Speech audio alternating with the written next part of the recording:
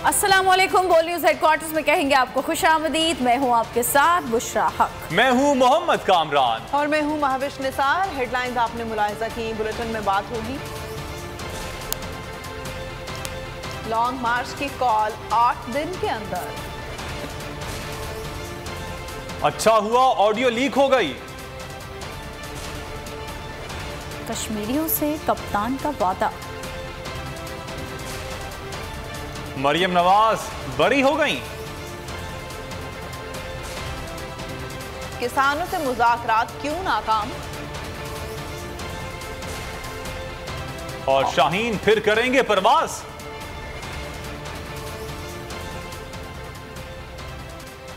सबसे पहले आपको बताएं कि तहरीक इंसाफ का एक हफ्ते में लॉन्ग मार्च की कॉल देने का ऐलान। इमरान खान अगले 8 रोज में लॉन्ग मार्च की फाइनल कॉल देंगे। पीटीआई रहनुमा असद कैसर का प्रोग्राम नेशनल डिबेट में बड़ा ऐलान। कहा 8 दिन से एक रोज भी ऊपर नहीं होगा। वाजे किया हमारी बर्दाश्त को कमजोरी ना समझा जाए। मुल्क में शफाफ इंतखाबात के अलावा कोई दूसरा ऑप्शन नहीं। इस हुकूमत को अपनी मनमानियां नहीं करने देंगे। हुकूमत इसी साल खत्म हो जाएगी। मार्केट में मसनूई बहरान पैदा किया गया। अब इसाक डार को हीरो बना रहे हैं। ये ड्रामेबाजी कर रहे हैं। ये चाहते हैं किसी तरह केसेस खत्म किए जाएं। असद कैसर ने वाजे किया इनकी इमरान खान को नाअहल करने की ख्वाहिश कभी पूरी नहीं होगी।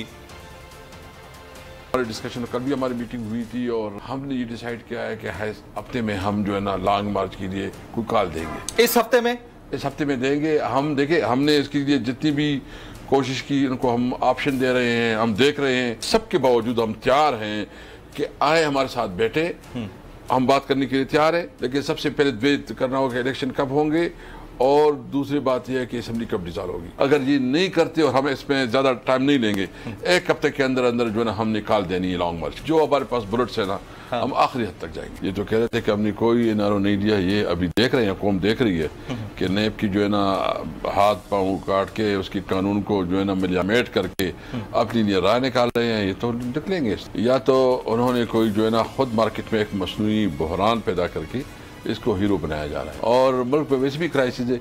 ये सारा जो है ना ये कर रहे हैं ड्रामाबाजी। तकनीकी बुनियादों पर खान साहब को नॉकआउट करने की बात चल रही है सर। आपके सामने है तोशाखाना नाअहली रेफरेंस के ऊपर फैसला महफूज है। किसी भी वक्त हो सकता है, जिस वक्त ये प्रोग्राम चल रहा है उस वक्त फैसला आ जाए। उसका कोई टाइम नहीं है। फैसला महफूज है, कभी भी आ जाएगा। और ख्वाहिश हो सकती है, कर नहीं सकते। कर नहीं सकते। हाँ। शहबाज शरीफ ने वज़ीर-ए-आज़म हाउस से ऑडियो लीक करके मुरासले की हकीकत खुद बता दी, जिस पर उनका शुक्रिया अदा करता हूँ। चेयरमैन तहरीक इंसाफ इमरान खान का रद्द-ए-अमल। मुजफ्फराबाद जलसे से खिताब के दौरान बोले, कहा जाता था इमरान खान के खिलाफ अगर अदम एतमाद की तहरीक कामयाब न हुई तो नुकसान होगा। ऑडियो लीक ने साबित कर दिया कि साइफर एक हकीकत है। इमरान खान ने शरीफ फैमिली को भी भरपूर अंदाज से रगेद दिया। कहा मरियम के दामाद ने हिंदुस्तान से मशीन इंपोर्ट की, जबकि मरियम का दामाद हाउसिंग सोसाइटी बना रहा है जिसमें ग्रिड स्टेशन टैक्स के पैसे से बनेगा, जबकि एक आम आदमी परसों वापस आया है जिस पर करप्शन के केसेस हैं।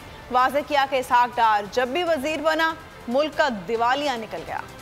शुक्रिया अदा करना चाहता हूँ कि आपने अपने ऑफिस प्राइम मिनिस्टर ऑफिस से जो मेरी बातचीत हो रही थी मेरे प्रिंसिपल सेक्रेटरी आजम खान से, आपने वो ऑडियो लीक कर दी है।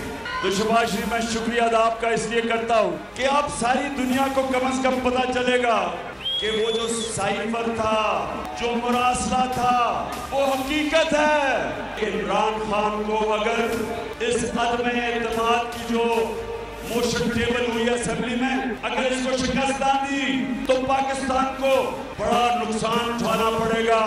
कि मरियम ने के दामाद ने हिंदुस्तान से मशीन इंपोर्ट की है। प्राइम मिनिस्टर कहते हैं अपने प्रिंसिपल सेक्रेटरी को कि मरियम का दामाद वो बना रहा है हाउसिंग सोसाइटी, तो उसमें जो ग्रिड स्टेशन है वो बजाय वो हाउसिंग सोसाइटी वाला पैसे दे, वो आम टैक्स पेयर के पैसे से वो ग्रिड स्टेशन बनेगा। यानी कि बजाय सोसाइटी 60-70 करोड़ रुपया खर्च करे ग्रिड स्टेशन पे, कहता है कि ये कौम के टैक्स के पैसे से और तरीका निकालेंगे। इस मुल्क के ऊपर जो जुल्म हुआ, एक आदमी परसों वापस आया, 5 साल बाहर भाग गई, करप्शन केसेस से डर के बाहर भाग गया। और ये इसाक डार जब ये जब भी ये फाइनेंस मिनिस्टर बना मुल्क का दिवालिया निकाल के गया। दुनिया में जहां जाता हूं कश्मीरी मिलते हैं, पूछते हैं कि क्या पाकिस्तान हमारी कुर्बानियां ज़ाया कर देगा। मैं कहता हूं कि जब तक इमरान खान जिंदा है आपकी कुर्बानियां ज़ाया नहीं होने देगा। चेयरमैन पीटीआई का मुजफ्फराबाद की सरजमीन पर मकबूजा कश्मीर के बहन भाइयों से वादा। खिताब में बोले कि मोदी ने जब कश्मीर की खुसूसी हैसियत वापस ली तो मैंने तिजारती ताल्लुकात ख़त्म कर दिए और मेरी हुकूमत ने फैसला किया कि जब तक वो उनका स्टेटस बहाल नहीं करेंगे तब तक हम ताल्लुकात बहाल नहीं करेंगे। मुल्क पर काबिज चोरों और लुटेरों ने अवाम का जीना दोभर कर दिया। करप्शन इनकी बुनियादों में शामिल है। सरबराह अवामी मुस्लिम लीग शेख रशीद का मुजफ्फराबाद के जलसे से खिताब। कहा मुल्क में असल इनकलाब इमरान खान की ही क़यादत में आ सकता है। इमरान खान की मुल्क की बका का वाहिद रास्ता है। हकीकी आज़ादी की इस तहरीक में अवाम इमरान खान का साथ दें। डाकू लुटेरे बदमाश गिरफ्त और ये चोर डाकू। खान साहब आखिरी जुमला कहना चाहता हूँ, ये चोर खानदान, बेईमान खानदान, लुटेरा खानदान जिसने आपकी हुकूमत का तख्ता उठाया, इमरान खान निकलो, तारीख कौम आपका इंतजार कर रही है। पाकिस्तान, इमरान खान कश्मीर बनेगा। इस्लामाबाद हाई कोर्ट ने एवनफील्ड रेफरेंस में मरियम नवाज और मोहम्मद सफ्दर की अपीलें मंजूर कर ली। दोनों की सजाओं को कलअदम करार दे दिया गया। जस्टिस मोहसिन अख्तर का कहना था ये केस मुल्जिमों ने नहीं नैब ने साबित करना था। जस्टिस आमिर फारूक ने कहा कि हम सिर्फ पब्लिक नॉलेज या किसी सुनी सुनाई बात पर फैसला नहीं सुना सकते। Maryam Nawaz public office holder नहीं थी, इसलिए उन पर असासों का केस नहीं बनता। मरियम नवाज ने मीडिया से बातचीत में कहा कि आजमाइश लंबी थी लेकिन अल्लाह ने सुरखरू कर दिया। फील्ड रेफरेंस में मरियम नवाज और मोहम्मद सफदर की अपीलों पर फैसला सुना दिया। दोनों मुल्जिमान की सजाओं को कलअदम करार दे दिया गया। दौरान समाअत जस्टिस मोहसिन अख्तर का कहना था कि ये केस मुल्जिमान ने नहीं नैब ने साबित करना था। नैब प्रोसिक्यूटर सरदार मुजफ्फर अब्बासी ने अदालत में कहा कि मैंने पहले बताया कि नेल्सन और नेस्कोल कंपनियां कब बनी, फिर बताया कि इन कंपनियों ने ये प्रॉपर्टीज कब खरीदी। उन्होंने इनकार किया कि ये प्रॉपर्टीज 1993 से उनके पास हैं। जस्टिस आमिर फारूक ने कहा कि कंपनीज ने इस अरसे में जरूर प्रॉपर्टीज खरीदी, मगर वो कहते हैं कि 2006 में कतरी फैमिली से सेटलमेंट के बाद उनके पास आई। एहतसाब अदालत ने एवनफील्ड रेफरेंस में मरियम नवाज को 7 साल और उनके शौहर मोहम्मद सफदर को 1 साल कैद की सजा सुनाई थी। मरियम नवाज को जुर्म में मुआवनत के इल्जाम में सजा सुनाई गई थी। एवनफील्ड केस में ही मुस्लिम लीग नून के कायद नवाज शरीफ को 10 साल कैद की सजा सुनाई गई थी। मरियम नवाज ने मीडिया से बातचीत में कहा कि आजमाइश लंबी थी लेकिन अल्लाह ने सुरखरू कर दिया। नवाज शरीफ ने कहा था फैसला अल्लाह पर छोड़ता हूँ। उनके अल्फाज पर यकीन आ गया। 6 साल इसी में गुजर गए, आजमाइश थी, लंबी थी, लेकिन अल्लाह ताला ने आज सुरखरू किया। कोई सियासी लीडर इस तरह से सुरखरू नहीं हुआ जिस तरह से सुरखरू आज नवाज शरीफ साहब को अल्लाह ताला ने किया। लीगी नायब सदर ने नवाज शरीफ के जल्द वतन वापस आने का भी इशारा दे दिया। कहा नवाज शरीफ बहुत जल्द पाकिस्तान वापस आ जाएंगे। लंदन फ्लैट्स का कोई सबूत नहीं, पाकिस्तानी कौम उनसे बेजार आ चुकी। हम तो इंसाफ के लिए अदालतों की जानिब देखते हैं। पीटीआई रहनुमा यास्मीन राशिद की प्रोग्राम ऐसा नहीं चलेगा में गुफ्तगू। कहा सिंध में सैलाब मुतासरीन का बुरा हाल है, बिलावल सैर सपाटे कर रहा है। इन्होंने उमर सवाए गलत बयानी की और कोई काम नहीं किया। इसने कहा मेरी तो बाहर बहुत बड़ी बात है, मेरी तो पाकिस्तान में भी कोई प्रॉपर्टी। ये पूरा ख़ानदान जो है इसकी कोई नीयत नहीं है कि ये पाकिस्तान के लोगों की ये जो मगरमच्छ के आंसू टपकाते हैं और कहते हैं हमें बड़ा, अव्वल तो आंसू निकलते भी नहीं हैं इनके, वो जो ड्रामे करते हैं। सबसे बड़ी ये बात है कि पाकिस्तान के लोग जो हैं वो सब इस वक्त आवाज़ार और इनसे बेजार हैं। हम तो इंसाफ कोर्ट्स की तरफ ही इंसाफ के लिए देख सकते हैं ना डॉक्टर साहिबा, और हम अगर कोर्ट्स की तरफ इंसाफ, तो ये तो कोई इंसाफ नहीं है ना। सिंध के अंदर जो इस वक्त सैलाब जदगान वाले जो उनको हाल हुआ है, बिलावल अमेरिका में ही सैर फरमा रहे हैं। आज न्यूयॉर्क में फिर डिले हो गया, आज फिर न्यूयॉर्क में डिले हो रहा है जी। मैं यहाँ सैलाब जदगान वालों की बात कर रहा हूँ। आप खुद ब खुद देख लें इस वक्त पंजाब में जो सैलाब जदगान हैं उनके हालात और जो हालात इस वक्त सिंध में, उनका फ़र्क देख लीजिए। चोरों के 1100 अरब करप्शन के केसेस नैब तरमीम से खत्म करवा दिए गए। पंजाब के मुशीर इत्तलात उमर सरफराज सीमा ने कहा कि पैनामा लीक्स में नवाज शरीफ ने माना कि लंदन फ्लैट्स और जायदादें उनकी हैं। GIT रिपोर्ट में साबित हुआ कि मरियम नवाज एवनफील्ड में मुजरिम हैं। 1100 अरब के केसेस जो थे वो माफ करवाए गए। नैब के केसेस खत्म कराने के लिए जो नैब कवानीन में जो तब्दीलियां की गई, पनामा लीक्स के जब आई, उसके अंदर मियां नवाज शरीफ साहब ने खुद एक्सेप्ट किया ये जायदादें भी उनकी हैं और ये फ्लैट्स भी उनके हैं। इस पे बाकायदा इंक्वायरी हुई, JIT में ये चीज साबित हुई। मरियम नवाज साहिबा जो हैं ये उसकी ट्रस्टीज नहीं बल्कि बेनिफिशरीज को जो है सजाएं दी गई। नैब तरमीम के खिलाफ इमरान खान की दरख्वास्त सुप्रीम कोर्ट में समाअत के लिए मुकर्रर। चीफ जस्टिस पाकिस्तान उमर अता बंदियाल की सरबराही में 3 रुकनी बेंच 4 अक्टूबर को समाअत करेगा। जस्टिस एजाजुल एहसन और जस्टिस मंसूर अली शाह 3 रुकनी बेंच का हिस्सा होंगे। अदालत ने अटॉर्नी जनरल और एडिशनल प्रोसिक्यूटर जनरल नैब समेत दीगर फरीकैन को नोटिस जारी कर दिए हैं। चेयरमैन तहरीक इंसाफ इमरान खान ने नैब तरमीम को कालादम करार देने की इस्तदा कर रखी है। हुकूमत और किसान इत्तेहाद के दरमियान मुज़ाकरात नाकाम। किसानों ने हुकूमती लॉलीपॉप को मुस्तरद कर दिया। चेयरमैन किसान इत्तेहाद खालिद हुसैन ने एहतजाज ख़त्म करने से इनकार कर दिया। कहा कि हम यहाँ बैठे हैं और बैठे रहेंगे जब तक कि हमारे मुतालबात पूरे नहीं होते। मीडिया से गुफ्तगू में बोले कि हुकूमत से पहले मुज़ाकरात नाकाम हुए, इसके बाद अब दूसरे मुज़ाकरात हुए।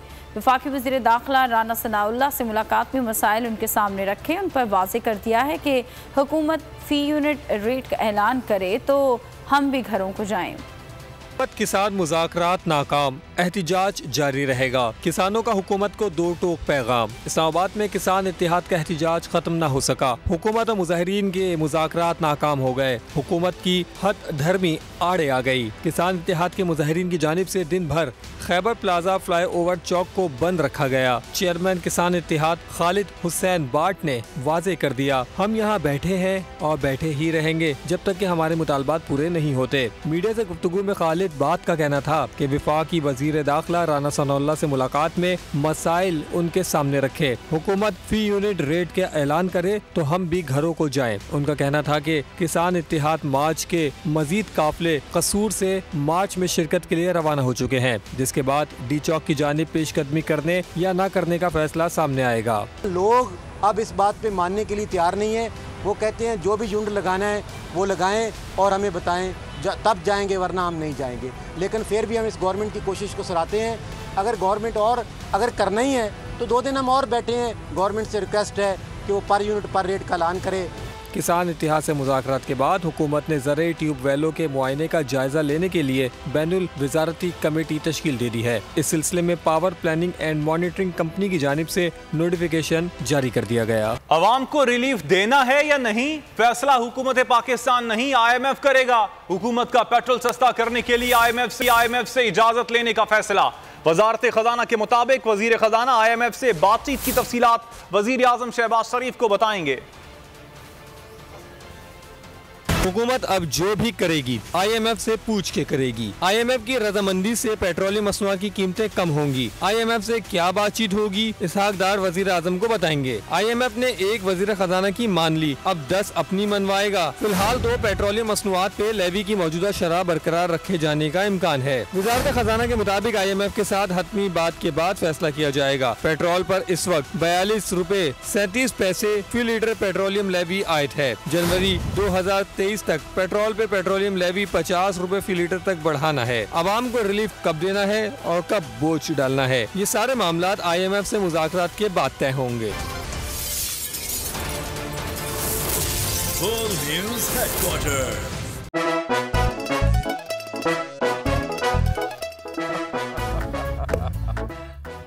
आज इनको फंसा दे। बताओ ऑक्सीजन का क्या फॉर्मूला है? इंसानी आंख कितने मेगापिक्सल है? 576 मेगापिक्सल।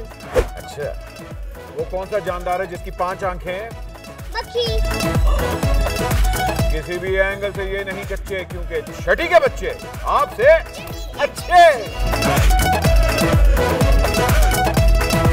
छठी के बच्चे आपसे अच्छे, हफ्ता शाम 5 बजे सिर्फ बोल एंटरटेनमेंट पर। सबसे ज्यादा व्यूज, सबसे ज्यादा रील्स और सबसे ज्यादा रेटिंग के साथ बोल अब भी नंबर 1 पोजीशन पर बरकरार।